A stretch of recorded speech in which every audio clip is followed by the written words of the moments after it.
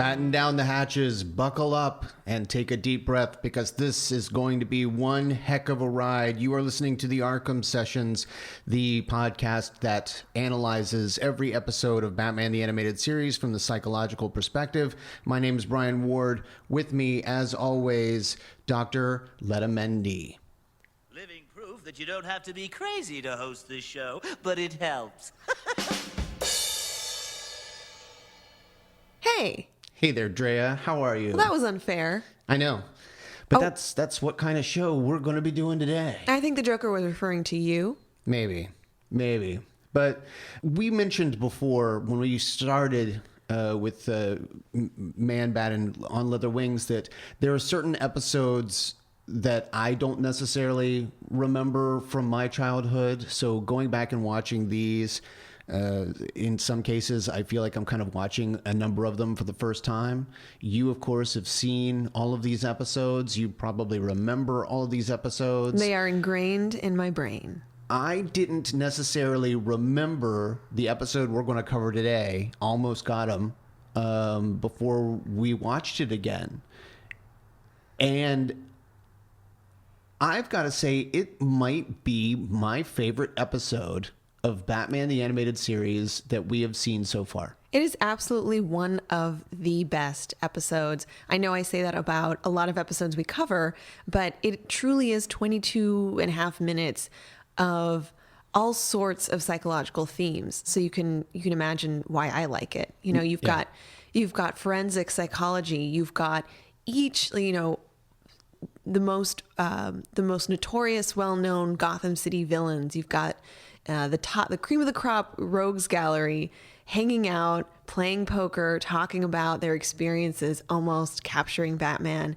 You've got involvement with the Gotham City Police Department. You have, I don't want to give anything away, but you have some relationship stuff going on. There's a ton of psychology and it's all packed in there and it's incredibly well written and there's a twist. It's just fantastic. Yeah, last week we got an opportunity to check out one of our characters and we got to look at his arc, that being Man-Bat. And we got to see how, Langstrom had developed since the first episode, his relationship with Francine, his relationship with Dr. March, his relationship with Batman. And in this case, we get to do that with the Joker, Two-Face, Killer Croc to an extent, Poison Ivy, and the Penguin. And we have seen them share a room before. I mean, there was the episode with Hugo Strange, the strange case of Bruce Wayne, where you've got Two-Face, Penguin, and Joker bidding on this footage of... Right, that would reveal the identity of who Batman is. But in this particular case, we get to see them almost as if they just kind of hang out together. Like this is sort of what they do. The rogues actually go to this probably underground casino, this illegal gambling location, and they play poker together. This could easily be a weekly game. We don't know. But they are talking trash. The really interesting part is in the beginning, Poison Ivy shows up, and she has a really great exchange with Two-Face. Poison Ivy. It's been a long time, Harvey. You're still looking halfway decent. You know, he actually says, and I thought that this was fascinating, that half of him wants to strangle her and the other half wants to hit her with a truck, which might mean that it's possible that both sides of Harvey agree that Poison Ivy needs to die. He does not need to flip a coin to know that he would harm her. Yeah. He wants revenge. And that makes sense because before he was Two-Face, he was Harvey Dent. And they had this, they had this short romantic affair. And he has as Harvey Dent, he's held this, these negative feelings toward her. And then, of course, as Two-Face, the other side of that coin is that he is a dangerous, antisocial, pathological person. So that side of him would also harm her. Yeah. So no matter how you look at it, he has these malevolent, hurtful feelings against her. Yeah. And let's talk a little bit about the fact that from the very beginning, these people all decide that the topic of conversation needs to be the Batman. And this is the first time that we have ever seen that there's a possibility these guys all have their own hypotheses about who Batman is or what Right. Batman is. We actually start out with Two-Face, who has an interesting take. Way I figure it, Gordon's got a bunch of them stashed someplace like a SWAT team. So Harvey thinks that there are multiple people course. who are Batman. He doesn't believe that one person, could be responsible for, all that Batman does. So he assumes, he's like, maybe there's a team. Yeah. Then you've got Killer Croc's theory. Not the robot theory again. So in this episode, Killer Croc is an idiot. He is. And it's the first time that we've seen him since his introduction where he was actually quite smart. Mm-hmm. He was very competent. I mean, he even tricked everyone. He successfully framed Harvey Bullock. Right. By disguising himself as him and carrying off this crime. Yeah, in this episode, he's sort of the dummy of the group. Yeah. He has these one-liners that make it sound like not only he thinks that he's unintelligent, he's sort of the bumbling fool of the group. But think about social psychology and the idea that everyone in the group believes he's not intelligent and believes that his theories, especially about Batman, are inferior and silly and irrational. And so they kind of treat him like he's the idiot of the group. Yeah. So there's that dynamic where no matter what he says, even if he actually has some, rational or actually an intelligent thing to say, they're always going to interpret it as stupid.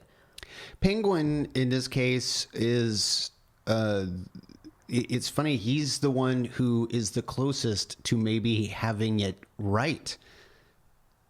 It's obvious our Cape friend suffered some crime-related trauma when he was younger. Perhaps an over-anxious mugger blew off a piece of his face. Right up until the over-anxious mugger blowing off a was piece so of his close. face.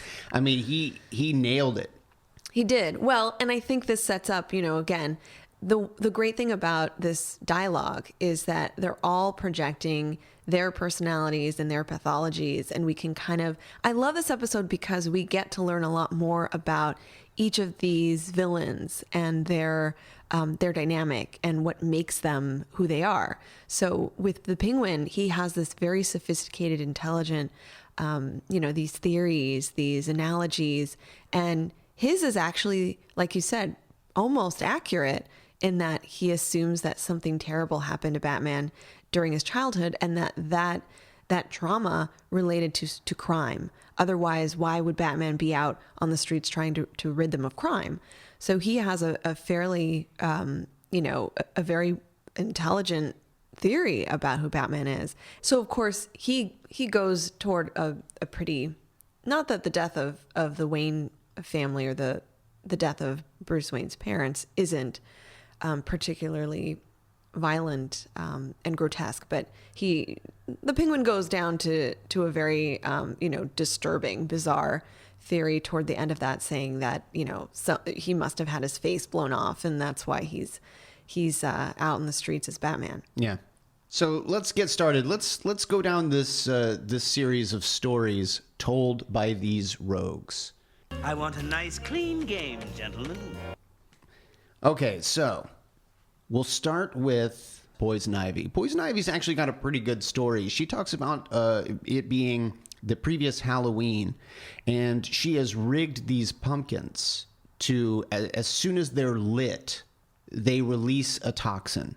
The fascinating part about this to me was why Poison Ivy did it. it wasn't to rid Gotham City of these people necessarily. It was for one reason. I knew Batman would show as soon as Gotham started scratching. In fact, I was counting on it. So she only did this to capture Batman. Right. And what I think is particularly insightful in this particular story is she knows Batman. In fact, she knows him so well, she knows what it is she has to do in order to lure him. Mm-hmm. And that to me is fascinating because it's not like other characters who have tried to do some sort of crime and Batman shows up and foils it because he is one step ahead of them. In this particular case, right off the bat, Batman falls into a trap. And it actually sort of makes me think about previous episodes. Of course, we're talking about an animated series where there has to be danger involved for our hero, but Batman falls into a lot of traps over the course of Batman the Animated Series. You've pointed that out before. Yeah. And this episode actually points it out multiple times that every one of these, spoiler alert, every one of these stories involves Batman nearly being killed by one of these rogues. Well, sure, they're sharing all of their almost got him stories. Right. So these are some that, you know, get very close to Batman actually being captured by one of them. Yeah.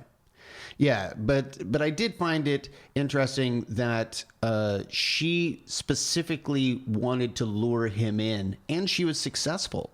Now, where it all goes awry is the moment he gets there, she lights up a candle, it releases this toxin.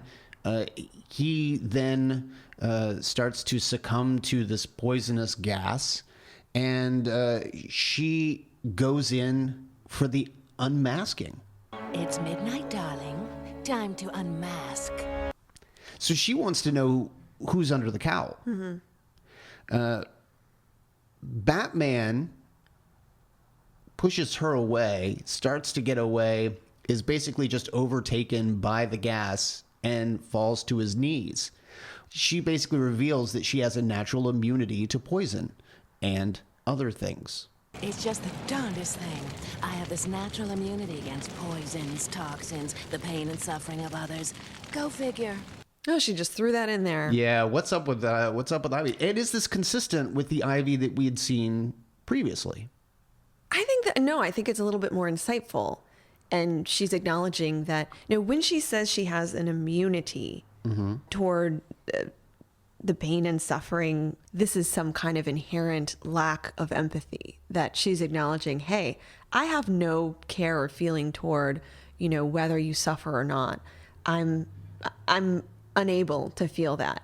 And I think that, you know, that's very consistent with individuals who have this kind of antisocial personality, you know, makeup and their level of aggression, their willingness to harm others. And a huge part of that diagnostic profile is to have this, you know, kind of almost unexplained lack of ability to understand another person's suffering, or to understand the need to respect the human rights of other people. So she plainly states that she acknowledges that she doesn't care about that. What's interesting, though, is on the flip side, she's supposed to be an environmentalist and this huge, you know, lover of plants, and yet she's destroying all of these pumpkins.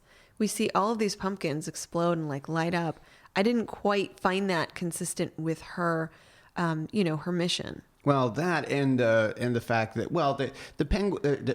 the pumpkins are dead anyway. They were already plucked. They were already ready to be sold and, you know, whatever, I guess. So I guess she's utilizing dead plants to destroy humans. In the same way that she comes in and requests an herbal tea, which would also be utilizing. Right. Oh, that's true. Plants. When she arrives at the poker game, she requests an herbal tea. Yeah, you would think there's a little bit about poison ivy that's a little contradictory. You would think she wouldn't want to ingest plant life, but maybe she finds that it's a part of herself. Yeah, or maybe she's a cannibal. She could be. She could be. Now, this is where my observations of Batman come into play, because as Batman is fighting it off and he collapses, she goes over and then is no longer interested in unmasking him. She just basically wants to kill him. She turns around and starts to walk away as this gas has basically overtaken him. The fire is just getting bigger. Like, she's ready for him to die. Mm-hmm. Now, he, of course, calls in the Batmobile. He remotes the Batmobile in. Now, the Batmobile starts heading right for Ivy. She turns around and starts running in the other direction. And the Batmobile doesn't stray. I mean, it's basically trying to run her down. Mm-hmm. She then runs up this, I don't know, tower, this wooden structure. Mm-hmm. And the Batmobile crashes into that structure. I mean, the Batmobile's out for blood. And they're out in an open area. There's plenty of space to swerve around. And then the Batmobile turns and comes to Batman's aid. He takes the gas mask. So, in other words, let's just say Batman was remoting the Batmobile. It was more important to him to run her down than it was to save his own life. You know, because he could have done that once he had the gas mask.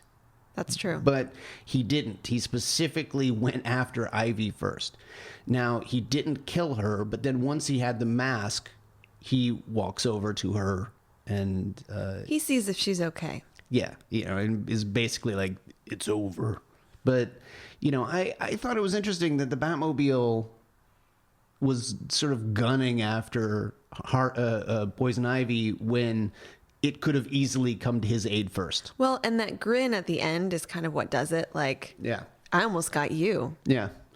Yeah. I'm just seeing if you're alive. Are you? You are. I'm going to go now. Like, it's sort of a big, I also want to say it's a big F you. Like, I really could have taken you down with the Batmobile. And in fact, by the end of this, I'm the one who got you. Yeah. So we get not only a nice insight into Poison Ivy, but we also get a little more about Batman. It's always a mirror onto Batman and his psychology. And of course, here, ego plays a big part of that. He doesn't want to end his life, or he doesn't want her to end his life, but he wants to remind her, you know, remember who here in this dynamic, who is more powerful and who in fact is stronger and can essentially win. And that's me. And I think that last interaction just emphasizes that's where he's at. Let's move on to the next story. The next story is Two-Face. And Two-Face has a good one. For starters, it's got a little bit of a revisionist history on a very popular item that people can see inside the Batcave. But in this particular case, Batman's already there. He's not been lured necessarily. We don't know that Harvey was doing this specifically to get Batman, but Batman has been captured. And Harvey decides to flip his popular coin. The coin says you lose, Batman. So usually this means I'm either going to let you live or I'm going to kill you. And in this particular case, it's I'm going to kill you. But then he straps Batman to a giant penny. And he allows... It's weird to me because it seems to go against Two-Face's history, but he allows that penny to then decide the fate of Batman as well. I thought as long as I had Batman at my mercy, he deserved a 50-50 chance. I thought he already had the 50-50 chance. He already had the 50-50 chance. So now you're basically giving him... Okay, so it's a calculation, or a permutation. Yeah. It's 50-50 chance to get the giant penny, and then 50-50 chance. Because with the giant penny, he explains, basically the giant penny is going to be catapulted into the air, And if it lands on tails, Batman lives. If it lands on Batman lives, but all of his bones are broken. Okay. And if it lands on heads, it crushes Batman and kills him because he's essentially, his body is strapped onto that side. Yeah. So just a series. I mean, I think it's still consistent with Two-Face's philosophy. It's just a series of chances. And I think that's exciting for Two-Face. You know, I flip the coin to see if you're going to be strapped onto this giant coin, and then I'm going to flip that coin for this ultimate, you know, thrill-seeking high I'm going to get to see if you actually die or just are, you know, mutilated.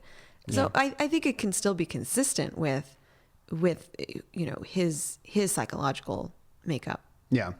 Yeah. Well, he straps Batman to this penny, and before launching the penny to be a giant flip of the coin, he reveals that he has Harvey's infamous coin.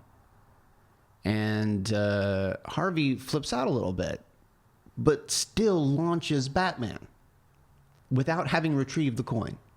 That's weird. Yeah. It is a little weird. I mean, I guess he figured, you know, look, you can only go inside this room. Like, at some point, you're either going to be really hurt or you're going to be dead. I can get my coin back. Yeah. Or maybe he's thinking, well, the coin is on Batman's person. It's going to be flipped too. It's, you know, like the giant coin and the special, you know, my personal coin. But what I found odd is that Two-Face immediately makes the decision to, he's got like a henchman ready to send the coin, to catapult the coin, and Two-Face just immediately, impulsively, like bum rushes him and says, you know, we do this now, and he pulls the lever himself. So it's this sense of like, I thought that all actions needed to be decided by this coin, but it seems like without that coin, he is willing to be proactive and to make that decision himself. Yeah. Yeah. So the coin goes through the air, is doing its flipping. Can I just say that that's a really cool scene with kind of the pace of the music going, and you actually see this giant coin, you know, rotating in the air, and as it's rotating in slow motion, Batman is escaping from being tied to it. And it's, I you know, especially I think for the early 90s for this kind of cartoon, this is like a really cool scene. I've got to tell you, this episode was directed brilliantly by Eric Radomski.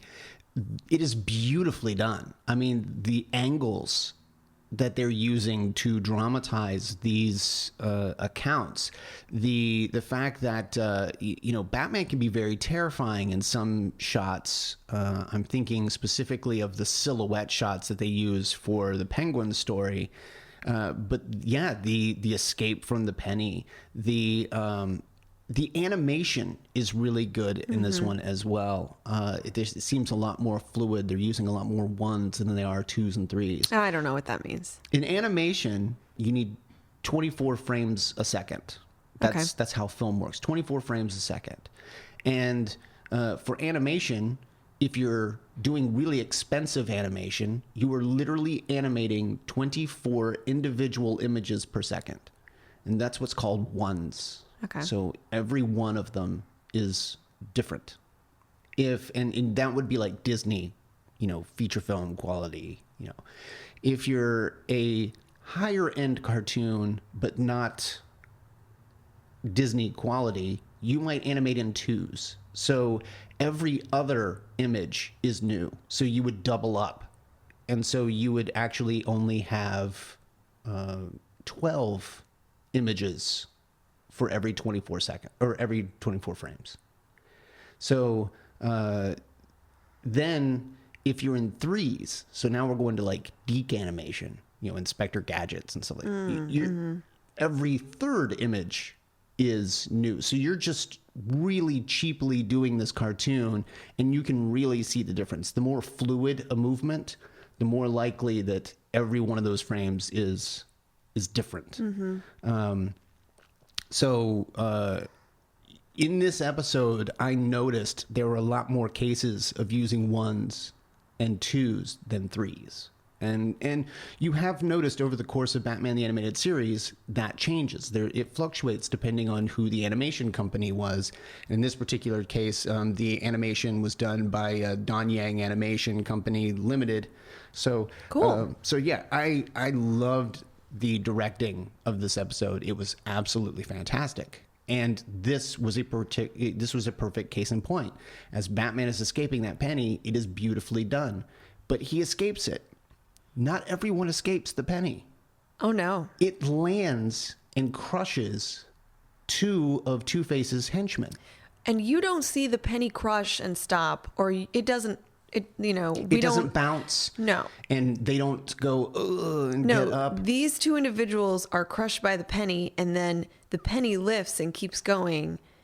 You don't see them move. They are flattened. Yeah. And I think we all can agree that those two guys are no longer with us. They are probably suffering the fate that Harvey predicted Batman would suffer if the penny had landed on him. Like they are dead. Batman doesn't even flinch. I mean, he can't because he's got other people to take down, including Harvey. But once he does take down Harvey, he walks right up to him and jokes. Here, I owe you $1. Throws him his dollar, and that's the end of that cartoon.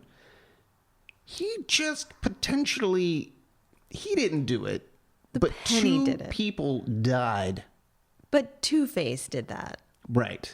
But Batman, we have seen go to extraordinary lengths to save people throughout this series. And not only did these two people not get saved, now this is the sick part. When asked what happened with the penny, what does Harvey say? That they actually let Batman keep the penny, which means Batman probably asked to keep the penny, which means Batman wanted the penny that killed two men. I don't know if it's that morbid. I'm going to say that maybe this giant penny represents something else for him. Not that the penny has blood on it, but that There is blood on this penny. Look, I'm trying to redirect this because I don't know that I can handle the idea that Batman is just holding on to this penny because it killed two people. Maybe he's holding on to the penny because it represents something important to him. It represents his mission. It represents, the fact that he puts his life at risk and that he's in danger constantly. But that penny is a penny of hope. It is. Okay. It's a All penny right. of hope. It's like, I can survive. I can get out of some of the most brutal, some of the most bizarre, scenarios that these horrible, horrible people put me through. And I can get out of it. I'm a survivor. This penny is like a token of my survival skills and my resiliency.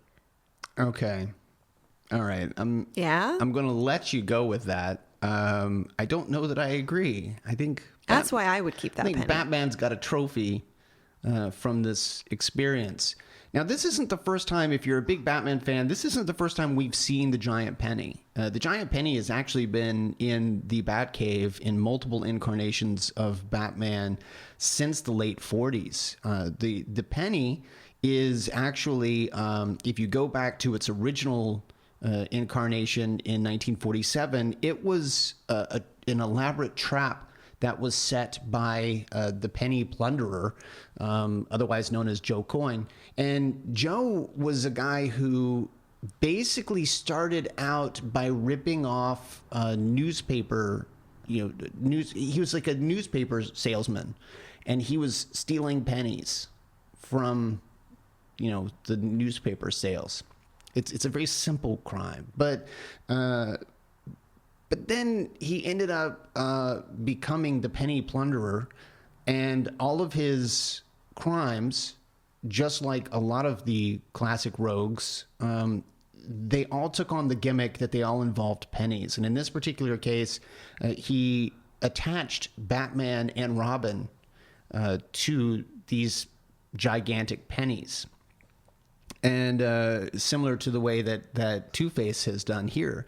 And he basically, it's his little way, his pun of saying, like, these are my 2 cents. This is all you're worth. Yeah, it's bad. But Batman ends up getting out of the trap by basically using the copper of the pennies to create like a battery of some kind. He uses it to send signals out to request help, and it's kind of bad. But that penny over the years has actually been retconned, much like the rogues in Batman's gallery. And Two-Face actually has a connection to that penny and the penny plunderer in one particular story. If I remember, the Two-Face actually undoes the what's binding the penny, and it's meant to crush Batman, but instead actually ends up crushing the penny plunderer. Well, what's interesting then is that now we understand why Two-Face has the giant penny to begin with. Mm-hmm. So this could be very consistent with the history of the penny. Yeah, well, yeah, potentially. But in either case, Batman in the comics, Batman and Batman the Animated Series kept the giant penny. And in the comics, it killed the penny plunderer. Yeah. Batman wants the penny. In it's the like animated a souvenir. Series, it killed 2 henchmen. Again, Batman wants the it's penny. a souvenir. He is very much attached to non-living objects that represent important things to him. Not so much attached to people, but Right. he's very much attached to these souvenirs, tokens, these objects that represent important things to him. So I could totally see that this giant penny is important to him. So let's move on from Two-Face and let's talk a little bit about Killer Croc. In fact, I don't want to just talk about Killer Croc. I want to go ahead and just play the extent of his story. There I was, holed up in this quarry. When Batman came nosing around, he was getting closer. And? I threw a rock at him. Oh, Yeah. That's the that extent. was not very. Yeah, that's the that was extent not very of Croc's story. complicated. The great part about this, and again, I owe it to Paul Dini, who wrote this episode, and Eric Radomski, who directed it. There is a extraordinary silence after he says this, where the rogues are just staring at him. And anyone who had less guts would have cut that pause down dramatically, but it plays so well as they just stare at him. Mm-hmm. And then Ivy turns and says, Harvey, what happened to the penny? She completely ignores Killer Croc altogether. And what's interesting here is Killer Croc sort of, his feelings are hurt. Like when you look at him, his shoulders fall, his eyes get puppy dog like, and he gets embarrassed. He gets sad. It was a big rock. And then he says, it was a big rock.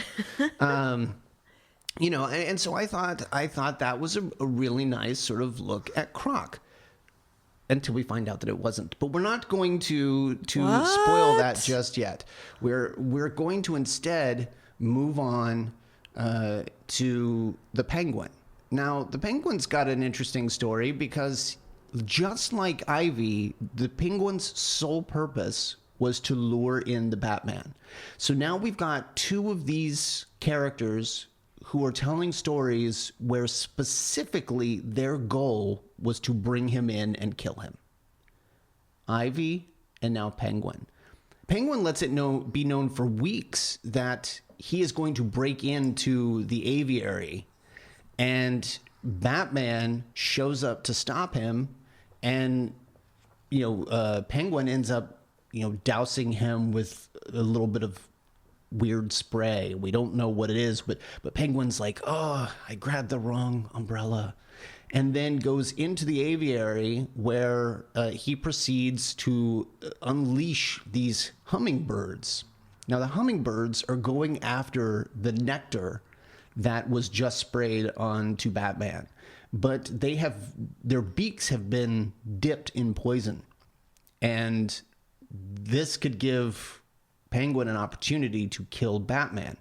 Because if he's struck with it enough, then Batman will surely die. Why didn't he just put whatever poison is in the hummingbirds into the initial spray? It's not in the poison. It's not in the hummingbirds. He said that it's poison dipped beaks. So he's... No, what I'm saying is he sprayed Batman with some kind of nectar, right? Yeah.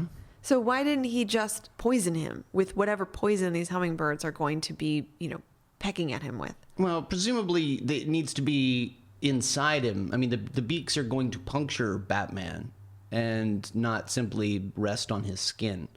But Penguin is also a bird-related... I mean, he's got his own gimmick. He needs the birds to be... That's true. Well, and I almost wonder if he doesn't want to be directly involved. The Penguin is a little bit more of a... he's a sophisticated, socialite. He doesn't want to get his hands dirty. He doesn't want blood on his hands directly. He would design this, this huge scenario, this trap that wouldn't involve him directly murdering Batman. Nice observation. Yeah, you're absolutely right. Penguin is sitting there watching from a distance as these birds are attacking Batman. Now, Batman ends up unleashing the deluge curtain. The water is coming down in the aviary. It strikes the birds down, and that's when Penguin unleashes a second big bird to come after Batman. And so not only was Penguin ready for the first attack, he was ready knowing that there's a good chance that Batman will get past that first wave, and now I've got a second backup, ready to go. Now, this is where it gets a little weird for me, because Batman picks up one of the birds, one of the hummingbirds that have just fallen, and uses it as a weapon against the other bird, the poison-tipped beak. Like, he's now using this living bird as a weapon. He's resourceful. He's something. I mean, I guess it works, but still, it's a little. I don't know. I feel weird about it. PETA would not be happy with Batman and his use of this hummingbird as a weapon. But it happens, and he ends up getting out of the trap. Penguin ends up escaping. Overall, it's a fairly uneventful tale, but it once again shows that at least two of these rogues in the gallery sort of have Batman's number. They know what it would take to lure him in. And once again, it shows that Batman isn't very good at keeping himself out of traps. Or he willingly, he's knowledgeable and he goes into the traps with the foresight that it's likely this is going to get hairy, and I'm anticipating what, I know if I go into this aviary, for instance, I'm under a certain amount of threats per, the Penguin's, all of his designs and his devices that are going to potentially harm me.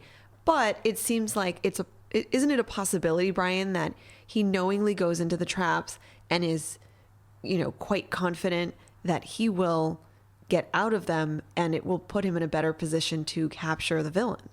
Well, talk about that then, because now you've got a guy, because we've seen that happen before when Batman, during the Cape and the Cowl conspiracy, Batman disguised himself, he knew what the trap was, and he willingly walked Right. into it, and potentially a woman's life was in danger on the tracks. He didn't know that she was a hologram. Right. And, all of this, when it all could have been, we discussed in that episode, he could have just taken the villain down during the first trap, but he didn't. Imagine in the beginning of the Penguin's story when the both of them are outside the aviary and the Penguin just has his umbrella out and it's the wrong umbrella. That's just the two of them out there. Batman certainly has the opportunity to capture him. He's got numerous tools in his utility belt. So Yeah. it's sort of like, why would you chase him? Why would you go into the aviary when, you had a pretty big opportunity to take him down outside of that? Well, talk about the idea of a character who willingly engages in the traps so that it'll set up a better opportunity to capture the villains. I think this, you're going to laugh at this. I think it goes back to the giant penny. And we were laughing at the idea that Batman has this souvenir, this very bizarre, potentially morbid souvenir, since that penny has ended lives. But I think that what that penny symbolizes is something that's very important to Batman's narrative, the story that he tells himself. And I think a lot of times he needs that story to be quite involved, quite complex in the various ways in which he gets himself out of trouble, in the ways in which he helps citizens, in the ways in which he assists the police department, in the ways in which he interacts with these villains. That I think we're all in agreement he could easily use a batarang or something and take them down from the moment he encounters them face to face.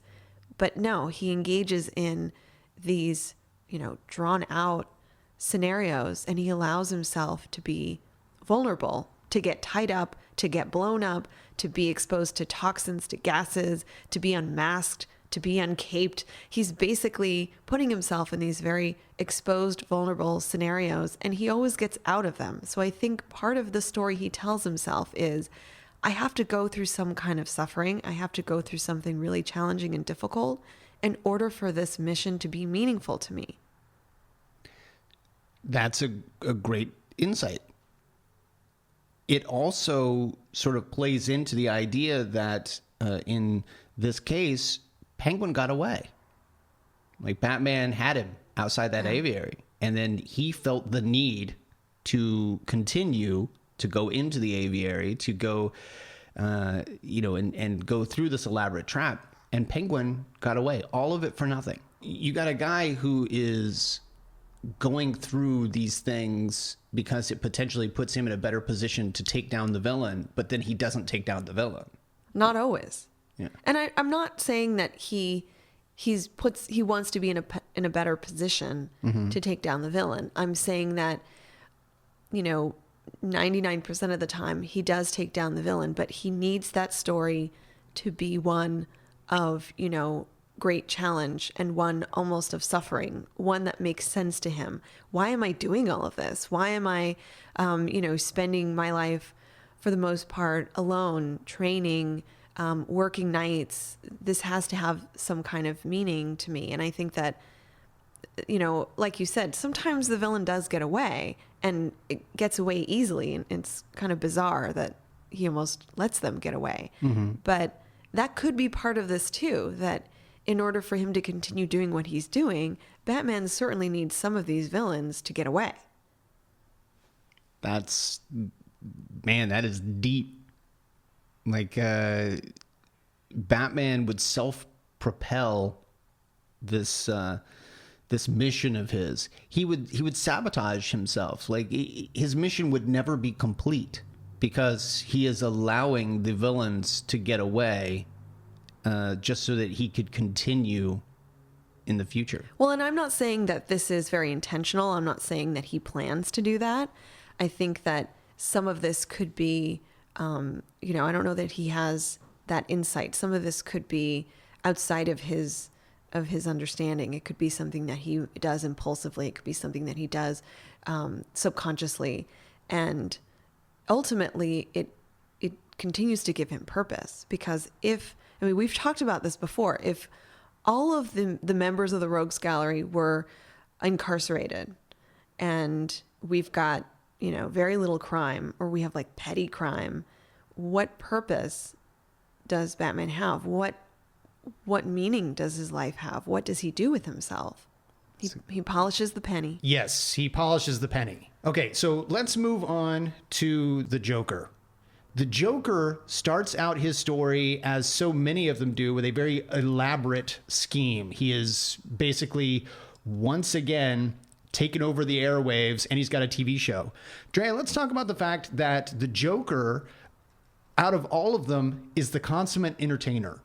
He's constantly taking over the airwaves, dating back to Christmas with the Joker. Mm-hmm, that's right. He is taking over TV studios and putting on shows for people. Is there anything about his psychology that we have talked about in the past that is now reinforced by this episode? The fact that he needs the audience. That's certainly a huge part of his, his perspective, his methods, his personality when it comes to the criminology behind him. So what's really cool about these stories is that they each give us this perspective that's very specific to their psychology. So, like we said, the Penguin's methods of capturing Batman are very calculated, very hands-off, include birds, of course. Poison ivy includes plants of some nature. Hers are very destructive, right? And with the Joker, his methods are public. It's this huge display of violence. It's this huge, very, very narcissistic, very kind of in your face. Look what I can do with Batman. Yeah. And that's certainly consistent with what we've seen him do before. He's gone out, he's not private about what he does. He's gone out into the streets of Gotham. He has these shows. He a year ago, we talked about Christmas with the Joker, and he preferred to have this huge display on Christmas Eve because he knew that would, grab the attention of all the citizens, and that would make the biggest splash, like that would make the biggest impact. So he's all about showmanship. He's all about showing off what he can do. He's very narcissistic and very proud of that aspect. Would you classify it as like a narcissistic personality, or does that all fold into some of the previous diagnoses that you've given him? Well, we've talked before about antisocial personality disorder, which is probably the diagnosis that best fits him. But, we've talked before about the complexity of the Joker's psychology and how there might be multiple things going on given the bizarre, outlandish, and sort of that literally that joking piece that plays a part in his methods. And certainly we've talked about narcissism and narcissistic personality disorder, but I think there's more to it than simply, he has this level of grandiosity that's considered, particularly pathological. It's more than that. I think it has to do with the element of hurting somebody. That what is the focus of his method is to put the violence on display. Does that make sense? So it's not so much that he wants to be the ringmaster. He wants to be in front of the camera and in charge. It's that he wants to expose people to incredible violence and, this grotesque nature in which he's torturing Batman. Right. So unlike some of these other stories we're hearing, the Joker story includes, torture. It includes this, incredibly harmful, violent, malevolent type of actions against Batman, and that's very different than what these other criminals are talking about. Yeah, the other three, specifically Poison Ivy, Two-Face, and the Penguin, their whole thing was separating Batman from everyone else, getting him away from everyone else. The Joker is putting Batman in front of everyone else. Right.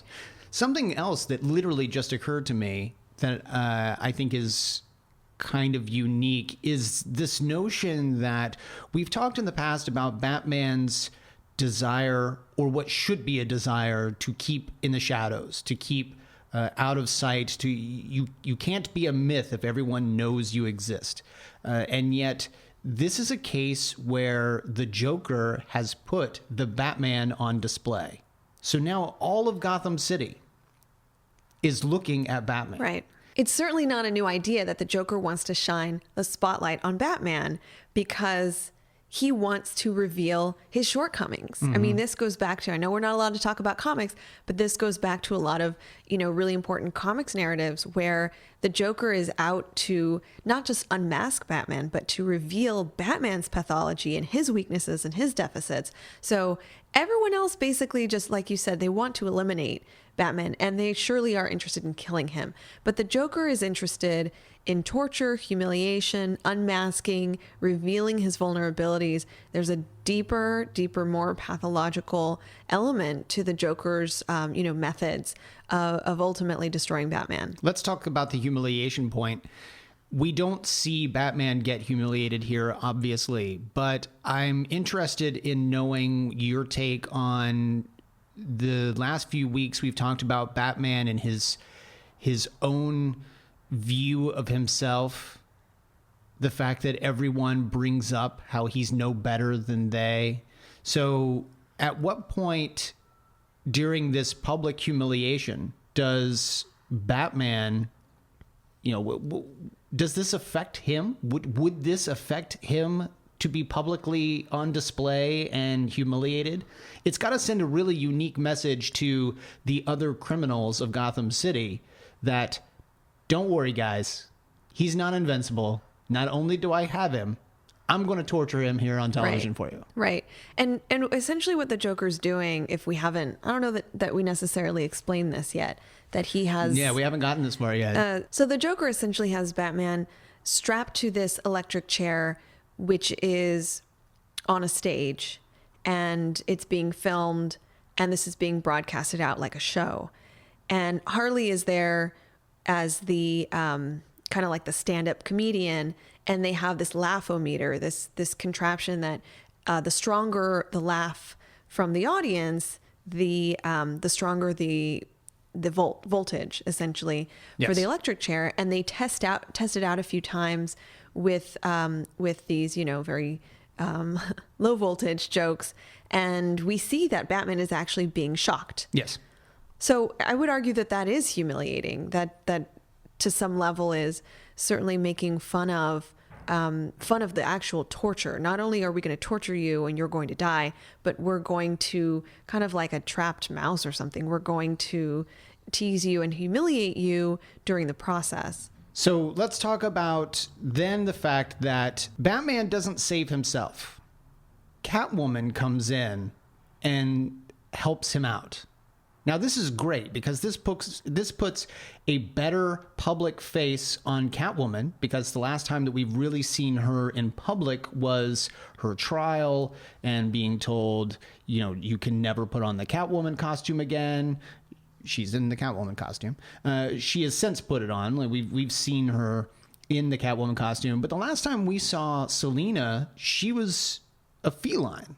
She had been taken to this island where Dr. Dorian was doing experiments on her. She seems to have responded well to the antidote. She is now human again, and she doesn't appear to be having any lingering effects of these feline qualities.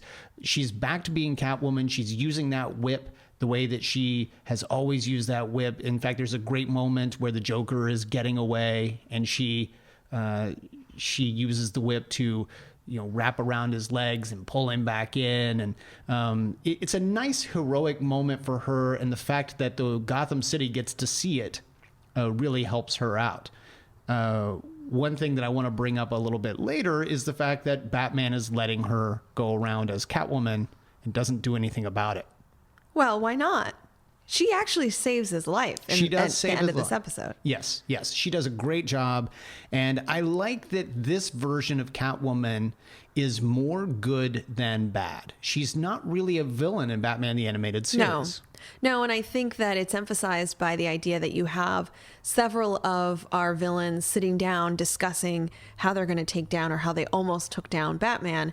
And it's very clear that she's not only not included in that group, but she is set apart because she saves Batman from one of these scenarios. So it's very clear that she is not, categorized in this as bad, as being a villain. Yeah. So we find out that this actually happened just a little while ago. Like this is not only a recent event, Joker just got away from it. Now he's playing poker with the gang. He's listening to all of their stories. And we find out that he basically knocked out, or Harley knocked out Catwoman, and Joker and Harley get away. Killer Croc goes, "So you knocked out Catwoman and then just left her there?" See, he actually is smart. Right. Well, but here's the thing. So Harley is now standing guard over Catwoman as she's about to be turned into cat food, which is a nice end for Catwoman, I think. It's a nice, well thought out ending for Catwoman by the Joker. And the Joker explains this, and then it's revealed. Wait, I have to interrupt you. Okay. I know what you're going to reveal. Okay. But can I just mention? Yes. The Joker justifies that this is by far the best way to get Batman. Yeah, And the okay. reason for that is everyone else is talking about how they have, captured Batman personally and how they almost had him, how they've almost killed him. And the Joker is saying, no, what is above and beyond just capturing this man is to threaten the life of this woman that is a part of, a part of his life. I think that that's a huge component of why he thinks his method was superior to theirs. So I've got a question for you. Does that mean, because when we open up on Joker's story, he already has Batman. Clearly, he didn't just acquire a cat food factory for tonight's big event. Do you think this was all planned as well? Do you think it was planned to have Catwoman come in and save Batman so that Catwoman could then be turned into cat food, and that this is the perfect way to destroy the Batman, is to destroy those around him? What better way to destroy him? Or do you think it was a contingency? And if it's in either case, really, it means that now you've got 3 out of the 4 that really know Batman.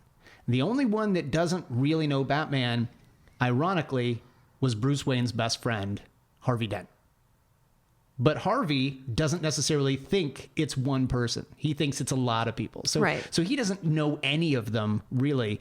So you've got Poison Ivy, the Penguin, and the Joker, who all know Batman well enough to not only be able to lure him, but also potentially have contingency plans in place. They are able to predict Batman's behavior.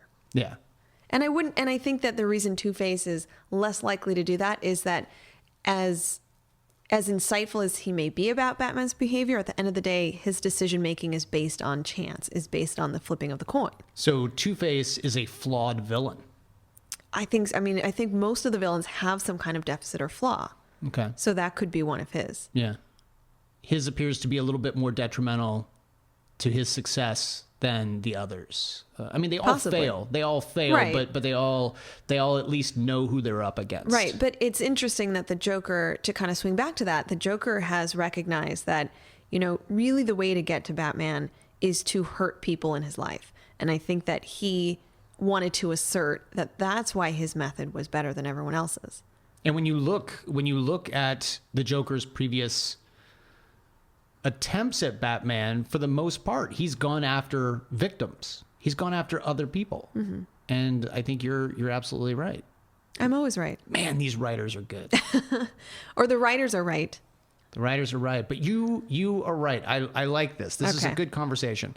So it's revealed at this moment that Killer Croc is not Killer Croc. But just like in the Cape and the Cow conspiracy, Batman is in disguise. And this time, he's Killer Croc. So it's possible that Killer Croc isn't stupid at all. It's just that's how Batman perceives Killer Croc, which is a little interesting because you have to think that Batman might give Killer Croc a little bit more credit than that. But Batman clearly thinks of... Well, and you would think that he would have come up with a better scenario to boast about other than I threw a rock at him. You know, like Batman was there during all those encounters. He couldn't have picked one, you know, that was just a little bit better than maybe he picked one that really did happen. Like maybe that was maybe he was like, an oh my encounter. gosh, that big rock almost killed me. I'm going to use that story. Well, but okay, so this actually goes to my next point. Theoretically, if Batman is engaged in this whole storytelling device in order to find out where Catwoman is, he would want to have as short a story as humanly possible so that he could get a move on. Okay, so what you're saying is that this entire time, Catwoman is actually in this life-threatening situation. And Batman is trying to find out where she is. Gotcha. So this leads me back to that point you made about him willingly going into trap-like situations.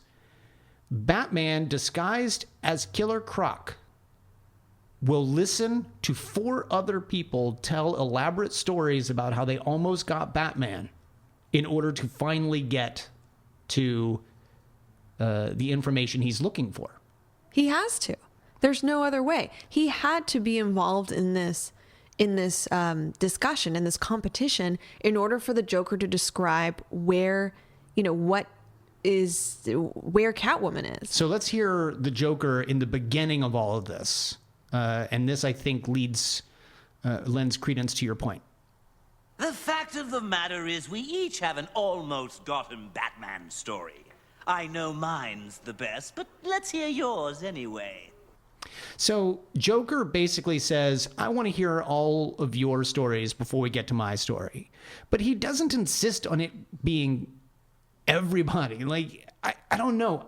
There's a part of me that wonders why Batman would sit here and listen for such a long period of time. Why not just go, hey, Joker, you think yours is the best. Why don't you tell us first? like, why sit here and listen to it? Well, that's for our benefit. We get to hear all these great stories, and we get to get the sense that there's this huge competition between these villains. And, you know, I think in order for him to pull off this Killer Croc disguise, he has to go along with this scenario. He has to listen to each of these stories. Is this torturous for him to listen to these rogues? Now, he wins in all of these cases, but is it torturous for him to sit here and listen to 4 people talk about how they almost got him? Ultimately, no. I think ultimately he's winning. He's the one. His story is the best. I know he's in disguise as Killer Croc, but he hears all these stories and he got out of all of them. So even though he's not able to tell his story, they are all doing that for him. And he is the winner of this, you know, incredibly bizarre competition. Well, he does even admit at the end that, you know, I'm pretty good at traps too. You know, like he set up this elaborate trap, and it is a very elaborate trap. It turns out every single person in this place, except for the 4 at the table with him, are all cops. And they all, in a very dramatic, beautifully lit, beautifully shot moment, stand up and surround the rogues, all guns drawn.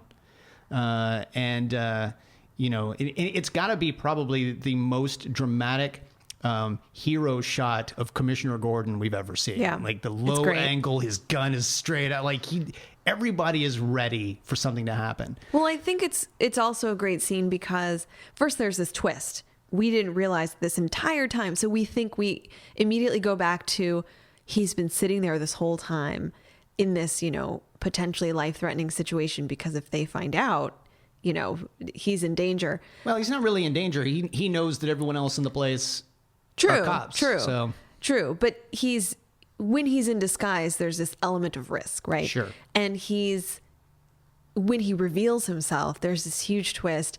Not only do we discover that it's been him the whole time, but everyone else draws out their guns, and it's really, this whole time, it's the villains that are essentially in a position of lacking power, which I think is a great dynamic, because throughout the whole episode, they're asserting power and they're asserting that they have one up on Batman. And this entire time, this was all just a trap to get them into this room and to ultimately take them all down. Yeah.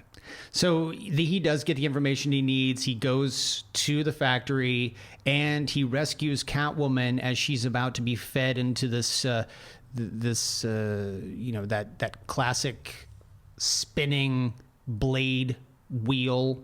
And Harley gives him the choice: you can either save her or you can stop me. And he figures out a way to do both in the amount of time given.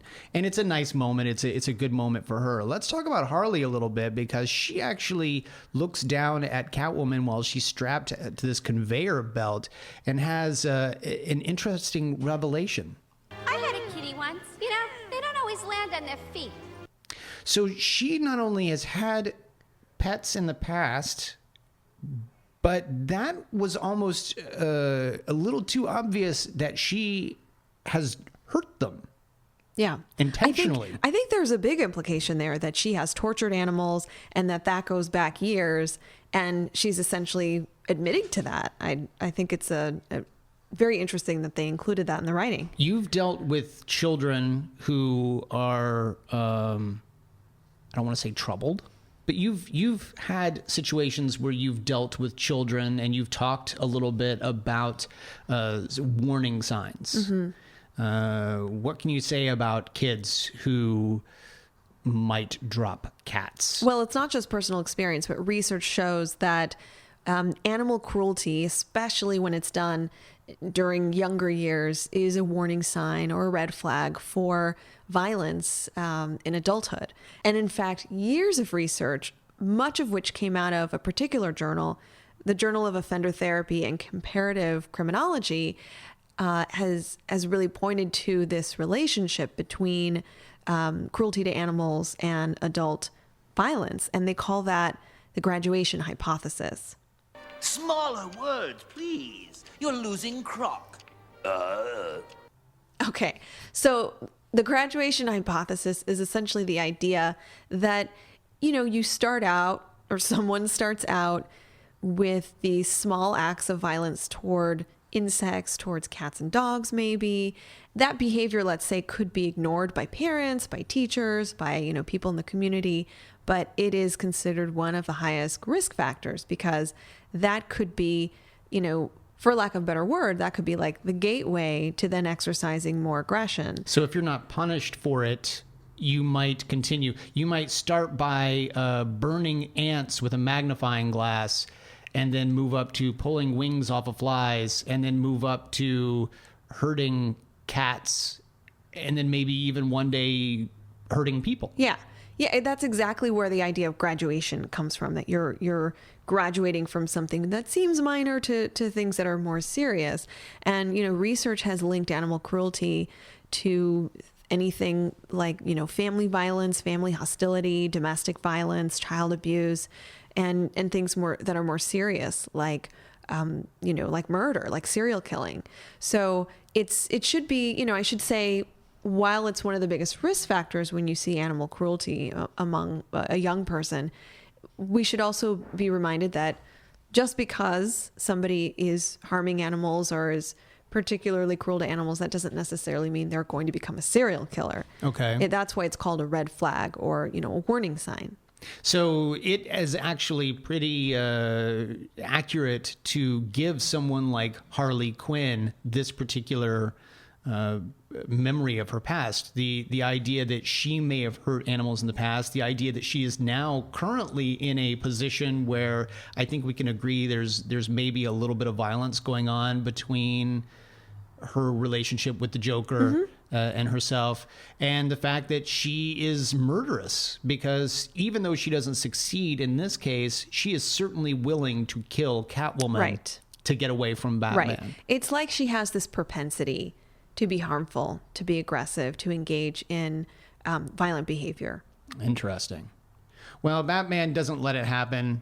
He takes her down, and the show ends with a really interesting moment on top of a roof, in a shot that's very reminiscent of that final shot of the opening title sequence, the low angle looking up at Batman, cape flying in the wind, only he's not in silhouette and he's not alone. Catwoman is there with him. And the two of them have this really great exchange. Well, I'd like to think our relationship isn't just restricted to saving each other from freaks and weirdos, and that maybe we'd have a place for each other without Gotham, without the freaks, maybe without masks. Maybe. Yeah, maybe. Okay, for starters, Catwoman is suggesting, while, and I think this is great writing again by Paul Dini, while the other four are looking back, she's looking forward. She doesn't worry about the memories of having almost got Batman. Mm-hmm. She's looking at the future of getting Batman. Yeah. But not in a violent way, in a we can be together kind of way. She's very hopeful, and she's even hopeful that it can be without the need of being Batman and Catwoman. Right. She introduces a particular part of that I wonder how Batman would respond, and that's without Gotham.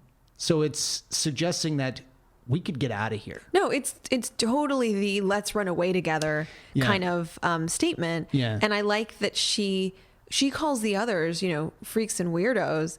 And I think that she's establishing that, like, look, we are different. We are alike, but we are different than they are. Yeah. And we can certainly, there's the possibility of us running away together and not having to live this cruel, crazy lifestyle that's, hugely determined by these other people that are crazy.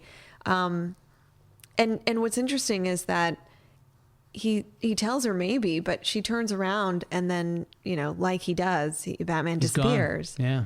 So I took that to mean, he acknowledges that that's a possibility, or that that's a very hopeful thing to think about, but he's not into it. It's not got better today. things to do. Yeah. Well, and it goes back to what you were saying. He needs these people to do these things in order to give him purpose. And here she is presenting a potential new purpose for him besides polishing the penny. And that's a euphemism for something now, Batman isn't it? will never have to polish the penny again. And yet he chooses Gotham. He chooses the rogues. He chooses that life. And that says something probably even deeper about Batman than the rest of this episode. And maybe even the rest of this series that we've gotten through so far. Yeah, I mean, I think that his purpose is to almost get got. Yeah. Does that make sense? Like, he needs to be in that lifestyle. Yeah. And, while you were talking about that, I began to think about what we were talking about before with his need to be kind of participating in the villains, each of these villains' wreckage. And I think that maybe there's a part of Batman that wants to be involved. And we've talked about this before, that he too might have this propensity toward risk behavior and violence, and that in order to participate in that, he's got to be the good guy, right? But he can still do so. He can still harm others. He can still murder. And, that Penny incident, those people were murdered. So he can still be engaged in that and participate in that, and be the hero. And I wonder if that is also a part of this, that's satisfying to him to some degree, that he's almost able to justify his violent behavior. Does that make sense? Yeah, I think it makes perfect sense. This was an amazing episode, but Show's over, Joker. that's right. Aw. That's right. We're going to wrap it up for this particular episode. This is a long one, and I hope everyone has enjoyed it as much as we have.